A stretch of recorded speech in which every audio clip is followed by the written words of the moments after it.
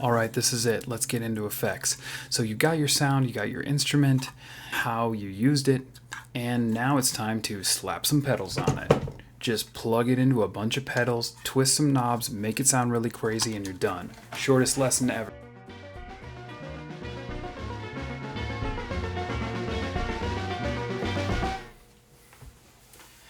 No, we gotta spend more time than that. Okay, so these are a good touchstone though. If you've seen people play with guitar pedals or you've used them, you can think about it like your sound goes in one side, it goes out the other side. And you could put this on any instrument. It needs an electrical signal. But here's an EQ. We talked about EQ last time. And an EQ, this would be like turning up the highs and turning down the lows. Here's one that has distortion and reverb when the sun explodes. It has distortion and reverb and feedback. We're going to talk about those effects. But we can start with the premise that you can take any sound and then put any effects you want on it. So our approach to these effects is going to be to think about them in groups of what they actually change about the sound. We're going to be looking at 4 groups of effects. The first is filter and EQ and distortion. These change the spectrum, so they change the relative volumes of the partials, and in the case of distortion, they even add partials or harmonics. The second category is time effects. So delay and reverb. A delayed sound adds a little echo. A reverb makes it sound like you're in a room. It adds either a ambience or recording of a room to make it sound like you're in a different space. So of course, when we look at the sounds, we're going to see how these will change the timing of the sound because they will add more sound after. The third category is pitch and speed, and we'll talk about how these two things are actually inherently related. You can think about an old record playing back at the wrong speed, or a slow motion sequence in a movie where the sound is affected too, in addition to the visual speed. And lastly, modulation. We're just going to touch on this. We actually talked about last time in synthesis, we talked about tremolo and vibrato, but we're just going to review that and make that a category as well. Here we go. One of the ways I'm going to be demonstrating these effects is by using those instruments all playing the same note, middle C, that we used in a previous lesson to talk about the differences of their timbres. So that'll give us a good way to hear these effects as they sound on different instruments. We have a flute, violin, guitar, Thai gong, and a square wave. Let's hear those again.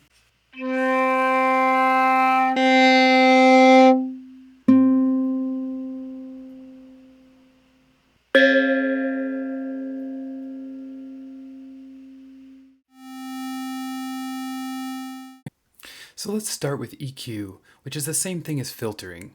Now this is something we've already been doing. Anytime we go in the sound spectrum or in the spectrogram and we make any edits or cut out some frequencies or high frequencies or low frequencies, that's filtering. And we also did it in the synthesis lesson last time where we used the filter and the cutoff to knock out some of the high frequencies. And when we do that, when we take out the high frequencies, we call that a low pass or a high cut. When we take out the low frequencies, we call that a low cut or a high pass. So the pass means what frequencies pass through. Therefore, when we say low pass, we mean the low frequencies pass through the filter and the high frequencies don't. There's also something called a band pass, which would be where you let a single band or an area of frequencies pass through, but not anything outside of that band. So you could think about that kind of like a mid pass, a band pass.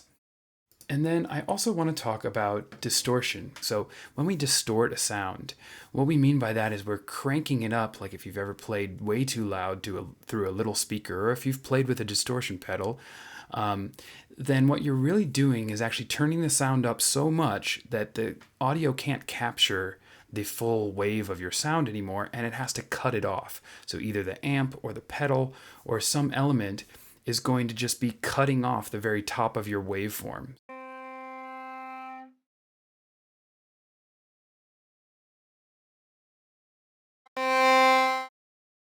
And what that does, if you think about it, is it would turn something like a sine wave into something more like a square wave.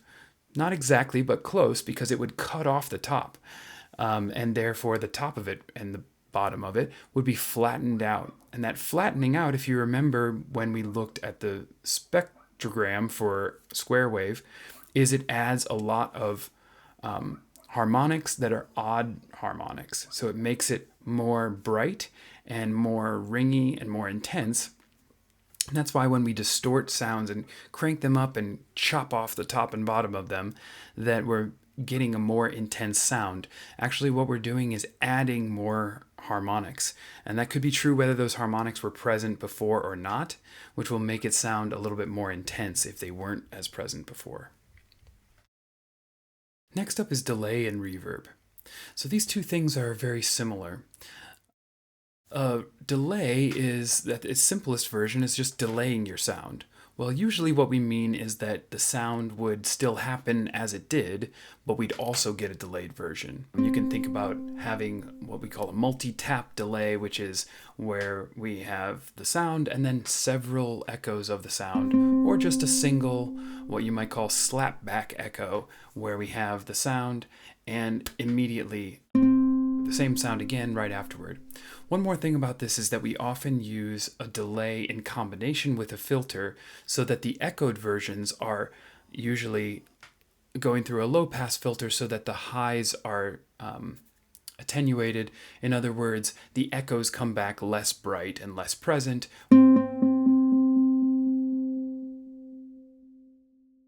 Okay, so that's delay. It's one of my favorite effects. You can be really creative with it. And then we have reverb. Now, reverb, what it's trying to do is emulate the reverberations of spaces, like a room or a car or an auditorium or a bathroom. And under the hood, we have two types of reverbs in terms of the way they actually work. One of them is called algorithmic, and that uses essentially a group of delays, very, very short delays, usually below 50 milliseconds.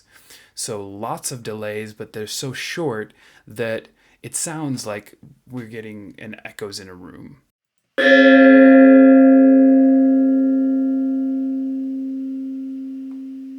So delays and filters and some more computer magic to make it sound like it's a real room, but it's not a real room.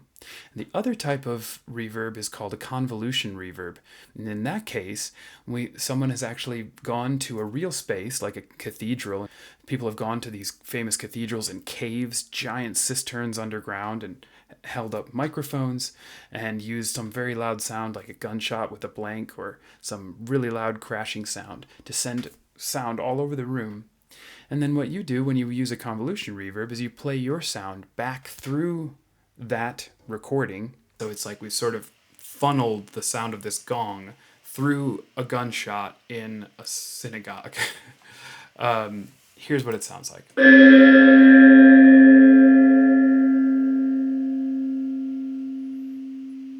And what it does is it makes it sound like your sound is in that room, are in those spaces.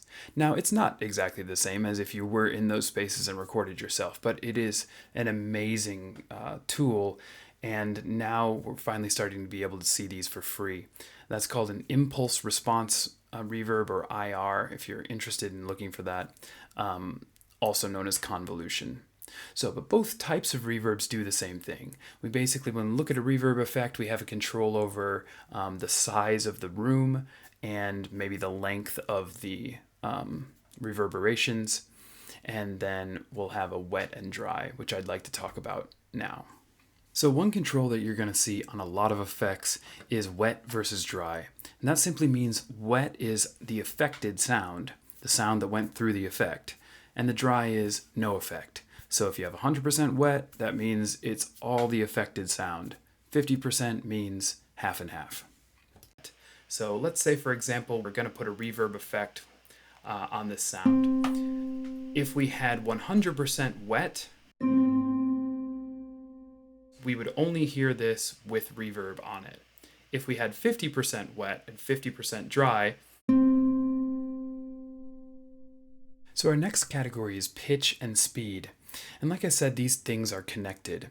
And the easiest way to think about this is if you make a recording and let's say you put it on an old record or even a cassette tape or something like that, and then you play it back at a slower or faster speed. What you would notice is that this, when it plays back at a slower speed, of course the timing, the rhythm is slower, but also the pitch is lower. That's because these two things are connected. If you've ever seen a movie where there's like a slow motion sequence and you hear someone like kind of talking really low, it also sounds like their mouth is huge. Old black tea that's still... I spilled it on myself. I just spilled the tea on myself. Play that movie back at a slower speed, it will be slower and also lower in pitch. If you think about why that is, that's because we already know now from previous lessons that our perception of pitch, higher pitches or lower pitches, is actually our perception of the frequency of those sounds. So a high frequency, let's say an 880 hertz, 880 cycles per second. Well, if I play the tape back slower, then it won't be 880 cycles per second anymore. It'll be less, and that will sound like a lower pitch. If you're curious, playing something back at half speed lowers it exactly by an octave. Playing it at twice the speed raises it by exactly an octave. The violin here. And let's go ahead and I'll switch over to the waveform view. You notice that the violin lasts about a second and a half here. And the pitch, if we go back down to the spectrum, well, we remember it's a middle C. The pitch of a middle C is about 260 hertz. So I can change the length of the sound. Let's say I play it back at 200%. Now we're going to see that our violin sound here is both twice as long, and the pitch is now, instead of 260 hertz, the pitch is now 130 hertz. So let's hear it.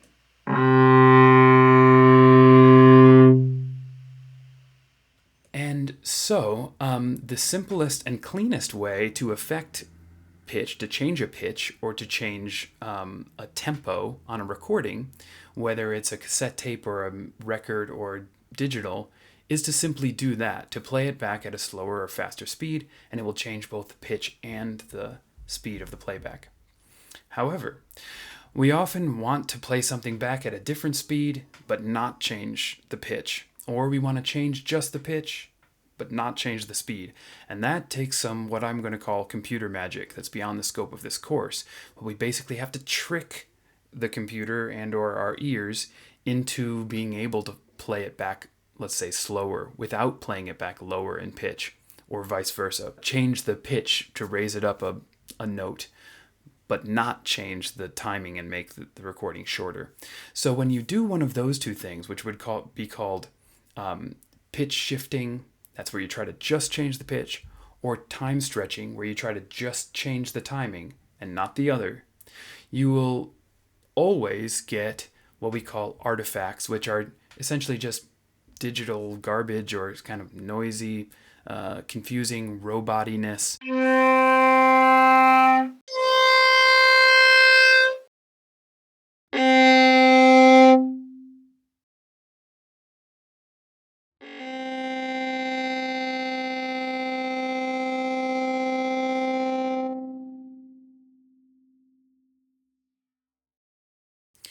Okay, and our last group is modulation. Now we've got a leg up on this because we talked about it last time when we talked about synthesis. It was really difficult to try to figure out how I could separate effects from synthesis because modulation and filtering are built into many synths. And yet on the other hand, filtering and modulation and all of these effects could be put on to any sound after the fact. So the great thing is we already talked about this, we're just going to review. Modulation basically means a kind of motion in time. So we talked last time about how vibrato is like changing the pitch in time. So we might just tell the effect to add a little wobble to our pitch every 1 hertz, every 1 second. We'll add a little wobble to the pitch, and maybe we'll change it by, I don't know, a quarter of a note on the piano.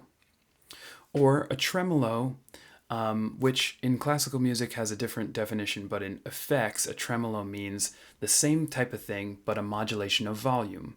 That's also known as amplitude modulation. And so that would just be like wah, where we have little changes, let's say 2 hertz changes in the volume. The volume's going up and down. Versus vibrato, where the pitch changes, like this. Tremolo. A lot of guitar amps have tremolo. It's another one of my favorite simple effects. So there are other types of modulation, ring modulation, and other types of fancier, stranger modulation, but these are the two basic ones we can think about, where we're just putting essentially an LFO, a low frequency oscillator, a control onto our pitch or our volume or something else to add some change in time.